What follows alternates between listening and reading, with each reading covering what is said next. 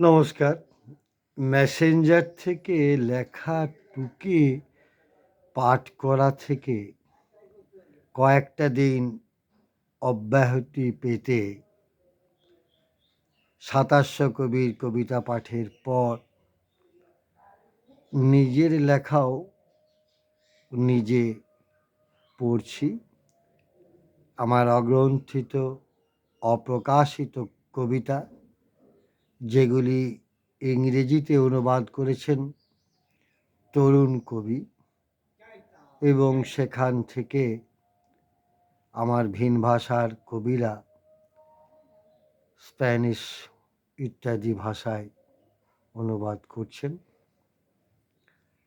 তরুণ কবির হুমকিতে পাঠ করছি আমার কবিতা, পড়ছি আলো অন্ধকারে। ধানের গোলা ছুঁয়ে আছে দেশাত্মবোধ, তাকে রোদে দিতে কৃষকের বুকে কান পাতো। দাও জাতীয় সম্মান, সব মানুষকে দাও অন্ন বস্ত্র বাসস্থান, বেঁচে থাকার ১৬ আনা অধিকার।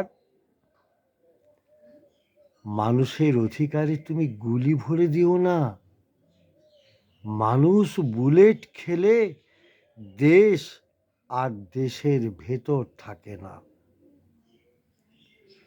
পড়ছি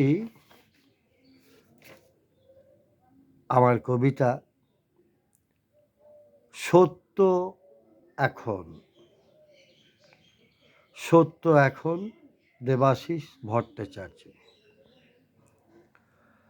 সত্যকে সেই সব অহংকার মাখা দিনগুলোর মতো পোশাকে আশাকে ঢাকা, কিংবা ফাইলের লাল ফিতেই বাঁধা, অথবা বিউটি পার্লারে মেকআপ নেওয়া বড়লোকের বিটির মতো পুতুল পুতুল দেখি না।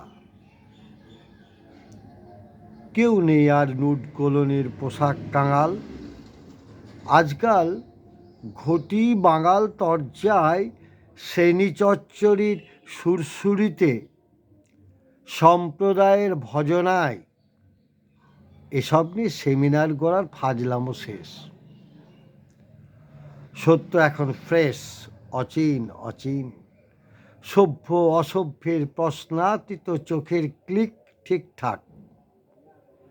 লকডাউনের মাস বিয়ানো সভ্যতার আকাশ, ভোরের বাতাসের মতো সে অমল নির্ভার বস্ত্রহীন, যে যার চোখের আলোর অনুপাতে শনাক্তে সত্যের শরীর, তাহার অর্জিত আঘ্রাণে অতীত মানুষের গল্পে অনেক ক্লেদ ও গ্লানি। যত্রতত্রভাবে তাহারা তাই প্রকৃতই প্রকৃতির প্রতি উদাসীন হয়ে প্রকৃতিকে করেছে শুধু ভোগযোগ্য রানী।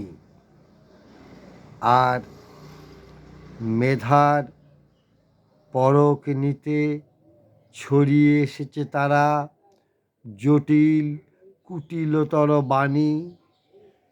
সেই সব বাণীর উদরে মানুষে মানুষে ভেদ রেখা, কত যে ভেদের উপাখ্যান আহা।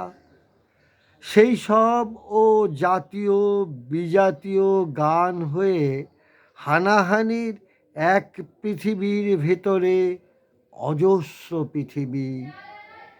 এক মানুষের ভেতরেও দুই আশ্চর্য ভেদের নারী পুরুষ। সেই ভেদে গাঢ়তর অসিত বর্ণ এনে দিতে ভেদের হাতে সতৃষ্ণ জেগে আছে। মানুষে মানুষে তফাৎ যাও, গানের কুশীলব করোনা ভাইরাস। সত্য এখন উন্মুক্ত, শত সন্ত্রাসের হিসেব কষতে যাচ্ছে ইতিহাসের ধূসর পাতায়